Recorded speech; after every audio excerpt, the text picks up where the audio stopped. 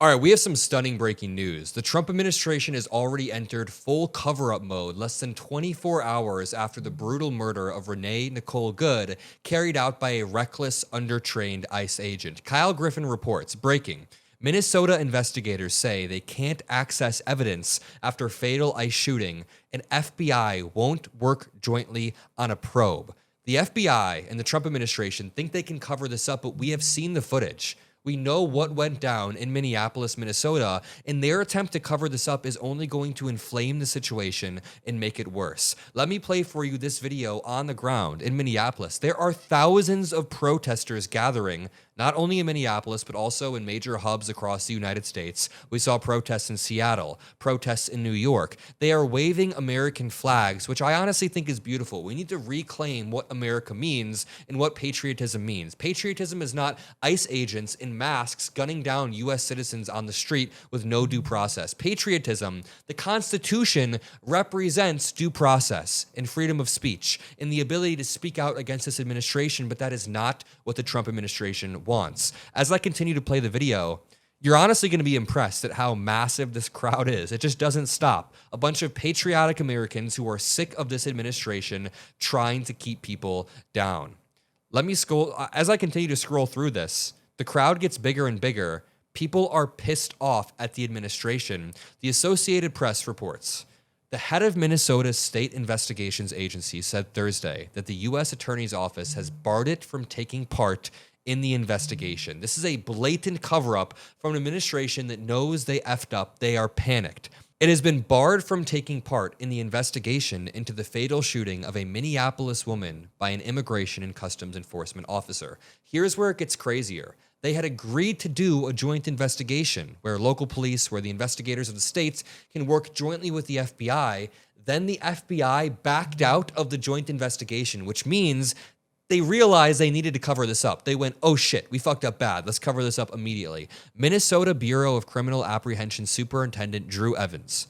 That was a mouthful, but Drew Evans said in a statement that after the agency consulted with the Hennepin County's Attorney's Office, the U.S. Attorney's Office and the FBI following the Wednesday shooting of a 37-year-old mother, quote, it was decided that BCA Force Investigations Unit would conduct a joint investigation with the FBI. So they're saying the Minnesota Bureau of Criminal Apprehension was going to work alongside the FBI to have a thorough, smart, intelligent investigation into what happened. They said, quote, the BCA responded promptly to the scene and began coordinating investigative work in good faith. Of course, the BCA is going to investigate it.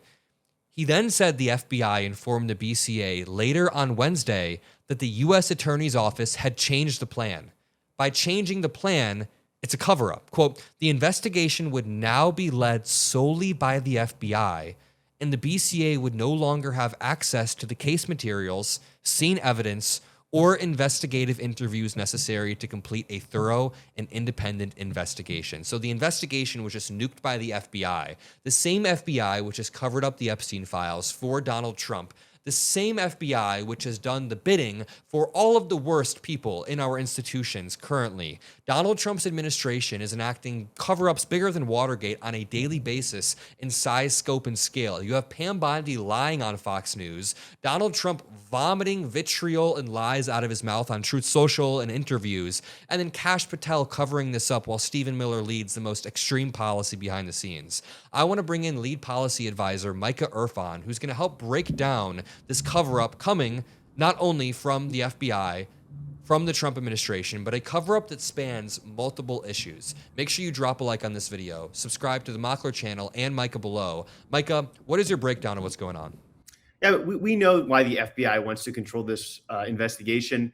It's because they want to lie about it, right? They know that they've completely lost control of this narrative because we have access to video footage, which shows that this was a murder by ICE. Yep. What the FBI wants to do is they want to take control of that narrative. They want to produce some new evidence, some false evidence to try to shift public opinion because they know they're losing on the merits. And for anybody who doubts the idea that the FBI would just lie about things, I think that they're not really paying attention to what's been going on under this administration. The FBI has repeatedly lied about the Epstein files. Kash Patel, in his sworn testimony, perjured himself to say that there was no Epstein clients, no evidence of sex trafficking. And we already know. I mean, look at the rest of the Trump administration. The DHS narrative says that this lady that was waving ICE agents past her, that was backing up and slowly turning to avoid the ICE agents, they said that she was a violent terrorist trying to target ICE agents and ram them. Her behavior makes no sense on that narrative. Trump himself, oh my God, imagine if we didn't have the footage and we believe Trump's narrative. Oh my God. Like, how is the ICE agent even alive? Right? These people are liars. They'll say anything to support their narrative and to justify the brutal acts of ICE against American citizens. And that's why it's so important for Minnesota to resist their effort to take control of this investigation and, by extension, basically end it. Yeah, and the entirety of any American citizen who cares about due process should be protesting, should be having their voice heard. And to add on to what you were saying, again, imagine if we didn't have the video footage. The crazy thing is, this administration is still operating as if we don't have the video footage. It's like the way that Donald Trump is tweeting, the way that Kristi Noem is speaking. She's giving an interview right now that we'll cover later on the channel. Make sure you're subscribed. A lot of people are saying that the videos aren't popping up in their feed over the past few days. So make sure you're subscribed to the channel. But I swear, they are all operating as if we don't have the video footage when you can watch it, and the way they describe the situation is not congruent with how it went down. JD Vance, Kristi Noem, Donald Trump, they're calling this deceased woman, deceased mother, a domestic terrorist. They're trying to ascribe intentions to her that cannot be seen in the video. They're saying that she was trying to mow down multiple ICE agents. But if you watch the video, if you're going to ascribe any attention to a dead woman, if you're going to do that, you can basically see her wheels, her tires turn to the right rapidly in the opposite direction of the ICE agents on the ground. So if you're going to intuit any intentions from this now deceased mother, you can see that she was trying to drive away from the situation. The officer's job in this situation is to de-escalate or to take control. But what did he do? He didn't de-escalate whatsoever. Right. I mean, the only reason why an ICE agent was in front of her, even in the line of sight of her car, is because they approached her and were trying to detain her, even though they don't have the legal authority to do so. ICE is supposed to detain undocumented immigrants. They're not supposed to detain American citizens. The goal of the organization of ICE, at least purportedly, is to defend Americans. And certainly under the Trump administration, they prefer to harass American citizens. And the justification they keep pushing out, Adam, is frankly ridiculous. They say, well, Micah, this is necessary. These abuses against American citizens, against legal immigrants, even against undocumented immigrants, are necessary to get the level of deportations of violent criminals that we need to keep Americans safe. Now, we actually know that undocumented immigrants have lower crime rates than American-born citizens, but this narrative that they're targeting criminals is totally false. The number of illegal criminals that have been deported under this administration is barely higher than that under the Biden administration. Yep. Almost all of the increase in deportations is of safe, peaceful immigrants, people going through the asylum process, construction workers. If you want a successful deportation policy for targeting violent criminals, go back to Barack Obama, which saw higher deportation numbers of violent criminals and way less instances like this. Frankly, it's outrageous, and it's sad that they're making an excuse for these acts rather than just taking accountability and trying to change.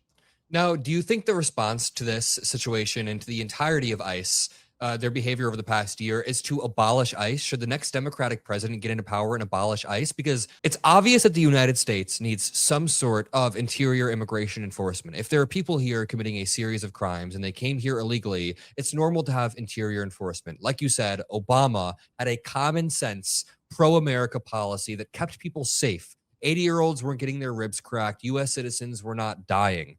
So we're getting to a point where it feels like we might need to just abolish it entirely and recreate an interior immigration system that is safe, that is proper, that is judicious. And maybe with that, we can streamline the border. But what are your thoughts on the abolishment? Yeah, I mean, abolishing ICE at this point is the moderate position. You don't need ICE to exist to have interior enforcement. ICE is a relatively new organization. We've had deportations before ICE existed. And the reality is, Adam, everybody who works in ICE right now does not care about the Constitution. It is impossible to work for an organization that on a daily basis is at war with our constitutional rights and to respect our Constitution. Okay. Every single person at ICE should be fired. The assets of ICE should be reorganized, and we should have new leadership and a new structure to ensure accountability. That starts with unmasking the agents, requiring badges, and completely changing the process by which we make sure deportations are occurring in a lawful manner, in a manner that doesn't include some sort of secret police Stasi